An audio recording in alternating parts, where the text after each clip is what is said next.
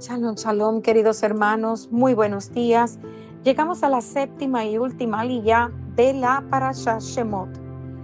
Y vamos a estudiar Éxodo capítulo 5, versículo 1, hasta el capítulo 6, versículo 1.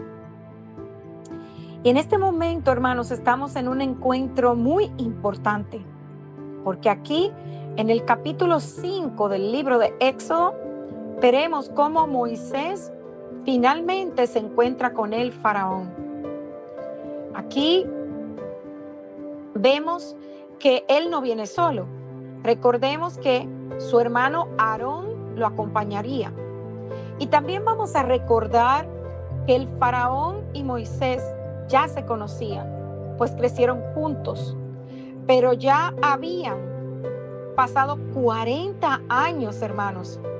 Y Moisés llega al palacio no como un egipcio, sino como un hebreo, y con una petición fuera de lo normal.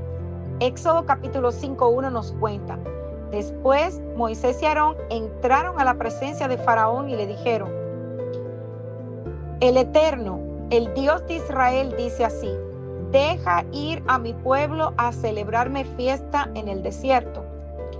La petición de Moisés no era título personal, sino que él habló en nombre de Yud-Heh-Vav-Heh, el Dios de Israel. Y era una solicitud, una petición, hermanos, muy osada, muy atrevida, ya que él no le estaba pidiendo permiso al faraón, sino que le estaba dando una orden de parte del Dios de Israel. Y miremos cómo responde el faraón ante esto. Faraón respondió: ¿quién es Yud-Heh-Vav-Heh para que yo oiga su voz y deje ir a Israel? Yo no conozco a Yud-Heh-Vav-Heh, ni tampoco dejaré ir a Israel. Éxodo 5:2. Moisés y Faraón reaccionaron de forma muy distinta cuando oyeron del Eterno. Veamos el contraste. Moisés preguntó: ¿quién soy yo? En Éxodo 3:11, demostrando humildad y respeto al Eterno y a la misión que le estaba encomendando, reconociendo sus propias limitaciones. Sin embargo, miren lo que pregunta el faraón: ¿quién es Yud-Heh-Vav-Heh? Aquí en Éxodo 5:2. Él no solamente reconoció al Elohim de Israel, sino que de inmediato manifestó su rechazo a atender su petición. Recordemos que el Eterno se lo advirtió a Moisés, que endurecería el corazón de Faraón. Entonces el Faraón hizo evidente su arrogancia y su soberbia. En Egipto, el Faraón era considerado también como un dios, y eso nos lo confirma Ezequiel 29:2-3. Por ello, él no iba a ceder tan fácilmente, pero esta negativa no tomó por sorpresa a Moisés, porque ya él había sido advertido y no los dejaría ir. O sea, él sabía que no los iba a dejar salir hasta después de realizar grandes señales y prodigios. Entonces el Eterno le dijo a Moisés: cuando hayas vuelto a Egipto, mira que hagas delante del faraón todas las maravillas que he puesto en tu mano, pero yo endureceré su corazón, de modo que no dejará ir al pueblo. O sea, ya todo esto se le había advertido a Moisés, de que él no cedería hasta que su hijo primogénito muriera. Recordemos siempre estas palabras. Entonces, vamos a recordar algo más. ¿Cuál es el propósito de las señales? Para los egipcios, demostrarles que el Eterno, el Dios de Israel, es más poderoso que todos los dioses de Egipto. Pero para los israelitas era para mostrarles que Yud-Heh-Vav-Heh es el Dios, el Elohim verdadero, todopoderoso, único Elohim y cumplidor de sus pactos y sus promesas. Entonces, desde una perspectiva natural, los israelitas no tenían otra opción que quedarse en Egipto. Aun cuando el faraón les hubiera dado permiso para salir, no hubieran podido sobrevivir el viaje a través del desierto. ¿Por qué? Porque tenían que proveer comida para más de 2 millones de personas en el desierto. Recordemos que Israel, o sea, sus hijos llegaron a Egipto como una familia, eran 70 con esposas y hijos y ancianos, pero estaban saliendo como un pueblo que creció inmensamente en Egipto. Y aun cuando llegaran a Canaán, sería muy difícil conquistar esas naciones, esa tierra, porque siendo los israelitas un pueblo de esclavos por tantos años, ellos no fueron entrenados para la batalla. Además, ni siquiera estaban preparados para salir al desierto. Entonces, el plan de Israel para salir de Egipto, a los ojos naturales de los israelitas, pudiera parecer como un plan suicida. Ellos mismos se iban a exterminar. A menos que pasara un milagro, no tenían alternativa sino quedarse en Egipto. Entonces, cuando los hijos de Israel clamaron por la salvación del Eterno, ellos en realidad no estaban pidiendo salir de Egipto. Recordemos eso, y ellos estaban muy cómodos en un tiempo. Lo que estaban pidiendo era que su carga fuera más liviana y que mejoraran las condiciones de vida. Es por eso, hermanos, que muchas veces cuando nosotros estamos orando, tenemos que ser muy cuidadosos en las cosas que pedimos, porque a veces estamos pidiendo menos de lo que en realidad debemos pedir, o estamos pidiendo mal. Y aquí vemos que el plan del Eterno era mucho mayor que la petición de Israel.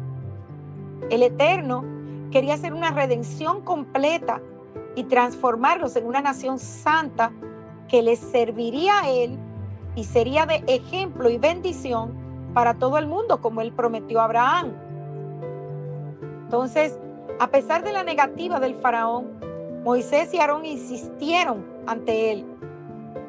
Éxodo 5:3 nos dice: y ellos dijeron, el Dios de los hebreos nos ha encontrado. Iremos pues ahora camino de 3 días por el desierto y ofreceremos sacrificios a Yud-Heh-Vav-Heh, nuestro Dios, para que no venga sobre nosotros con peste o con espada. Ante su intensa negativa, Moisés y Aarón explicaron que la solicitud del Elohim de Israel no era una opción, sino que ellos estaban obligados a obedecer.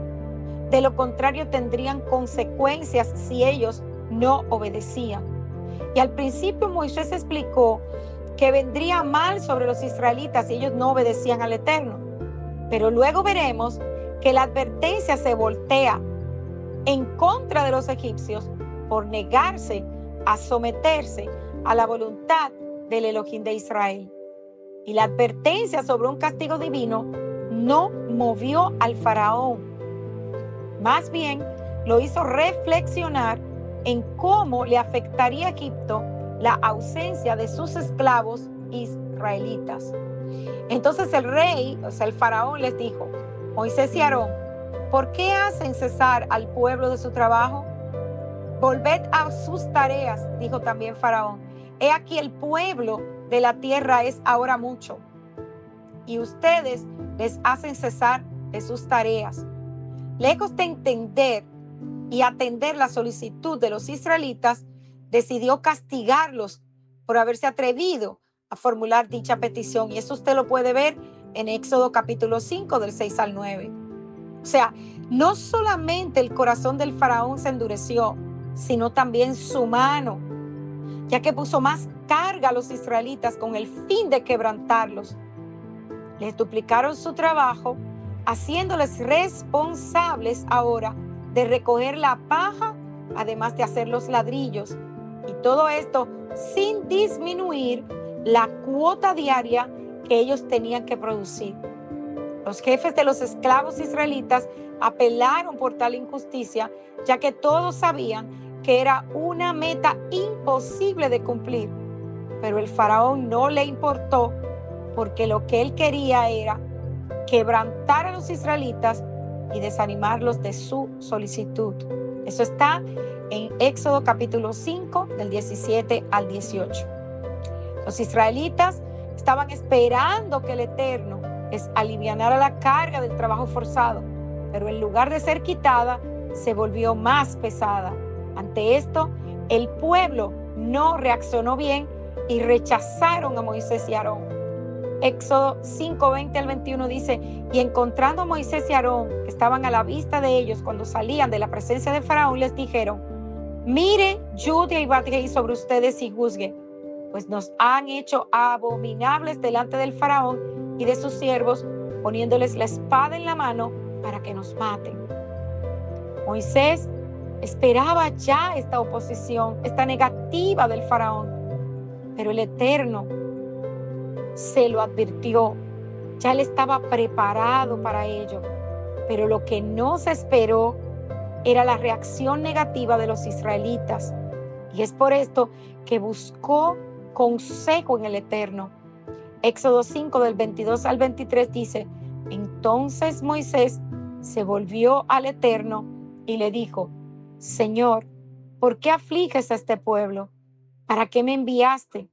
Porque desde que yo vine a Faraón para hablarle en tu nombre, ha afligido este pueblo y tú no has liberado a tu pueblo. Moisés iba a una misión encomendada por el Eterno, pero tanto él como el pueblo se desanimaron cuando vieron la oposición. ¿Cuántas veces, hermanos, el Eterno nos habla, nos dice que debemos hacer algo, pero en realidad no lo hacemos? Hermanos, debemos entender que muchas veces las cosas no tienen que ser fáciles, pero el Eterno va con nosotros. Y aquí, en el capítulo 6, encontramos un mensaje que el Eterno tenía para el pueblo de Israel. Muchos, como hemos venido viendo, se desanimaron ante la negativa del Faraón de dejarlos ir. Pero debido a esa reacción del pueblo, Moisés busca la presencia del Eterno y miren lo que sucede. Éxodo 6:1. El Eterno le dice a Moisés: ahora verás lo que yo haré a Faraón, porque con mano fuerte los dejará ir y con mano fuerte los echará de su tierra.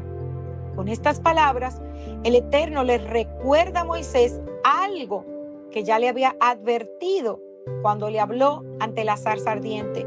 Éxodo 3:19 al 20 dice: mas yo sé que el faraón de Egipto no los dejará ir, sino por mano fuerte. Pero yo extenderé mi mano y heriré a Egipto con todas mis maravillas que haré en él, y entonces los dejará ir. Hermanos, ¿qué quiere decir el Eterno con mano fuerte? En hebreo eso se dice Beyat Hazaká. Y veremos en el capítulo 7 que el Eterno vuelve a decir esta expresión. El poder de la mano del Eterno se va a hacer evidente a través de señales, prodigios y juicios, a través de las plagas. Israel no va a salir de Egipto por buenas, o sea, por las buenas. Cuando ellos salgan, se hará evidente que ellos saldrán por el poder del Eterno y no por el favor del faraón. Y en la respuesta, el Eterno también quería dejar clara la razón de la liberación. Y esto no podemos olvidarlo. Para que Israel se convierta en el pueblo elegido del Eterno, tal como lo prometió a los patriarcas Abraham, Isaac y Jacob. Y fíjense que el Eterno firma con su nombre Judá y Bat-Hei al principio, en medio y al final de la respuesta. Para que no tengamos duda, hermanos. Shabbat Shalom. Que tengan todos un tiempo maravilloso con su familia y sus congregaciones. Shalom.